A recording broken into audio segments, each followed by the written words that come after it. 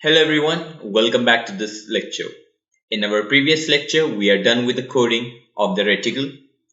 In this lecture, we will be working on the gazeable objects or on those objects that you want to be interactable.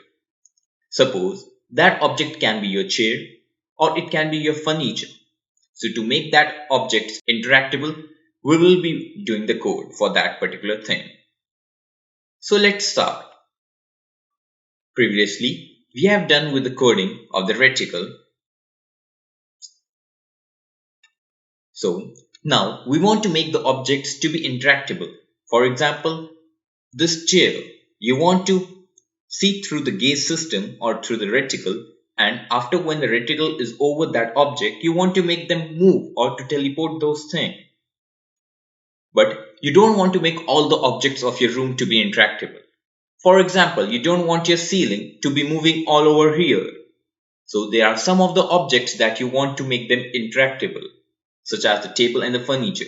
And there are some of the objects that you don't want to be interactable, such as the floor or the walls. So we will be writing a new C# script for particular objects, and you can put that script in that script in that particular object so that object can be an interactable.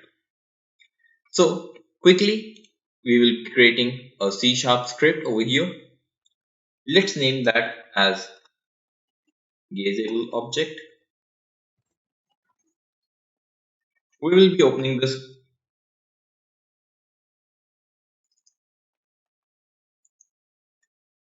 In this, we don't need this particular void setup and functions. I will be clearing this thing. So now I will be writing public void. Sorry, I will be writing public virtual void, and I will be creating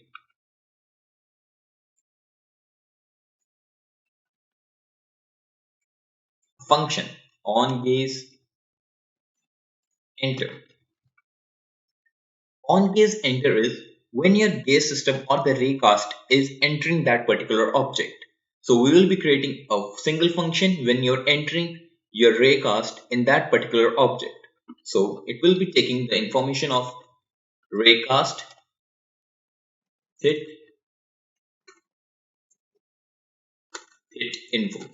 This variable was used to store the information in our reticle. Over here you can see raycast hit info. So we will be taking this gaze, we will be taking the argument from that particular variable. So we will be writing it over here. Then we will be passing some debug for the debuggers so that we can get, like, we will be writing debug dot log gaze entered on. I will be writing plus game object dot name, right? Similarly, I will be writing public virtual void on gaze. We created on gaze enter. Now we will be creating on gaze when you're on that particular period, yeah, for 1 or 2 seconds when the raycast is on that object. So similarly, we will be writing raycast hit, and we will be taking the information from that particular variable, and then we will be writing similarly we will be writing the debug. I will be just copying this thing to save some of the time, and I will be writing gaze hold on. Okay. Similarly, when you are exiting the gaze, so we will be writing the similar thing for when you're exiting the gaze. So I will be copying this thing, and similarly I will be pasting it.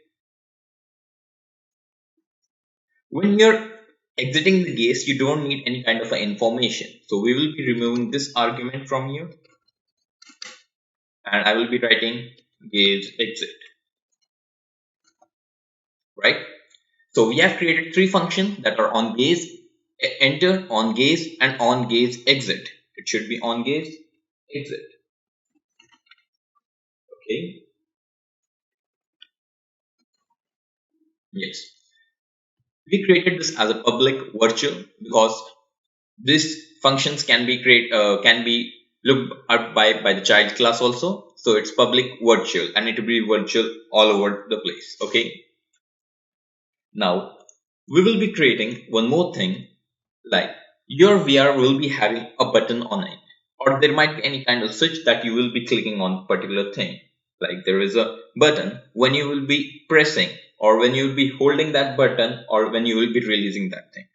For example, for a camera, or we can say for your mouse, when you're having a mouse, you're moving your mouse cursor onto the close button and then you're hitting that click. You got that example? Suppose this mouse cursor is your reticle and this close or minimize button is your object.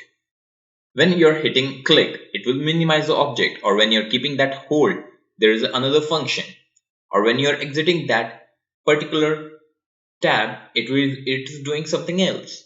Similarly, in your VR Google Cardboard, you will be getting a button. So what you will be doing when you're pressing that button, or when you're holding that button, or you're releasing that button. So we will be writing similar function for that. So firstly, we will be writing public virtual void on press, right?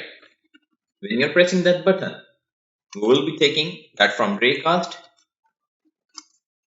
it info, right? We will be taking the information. So I will be leaving this thing blank. We will be discussing later on that what we have to do when you're pressing that on. Similarly, I will be copying this thing to save the time. Now,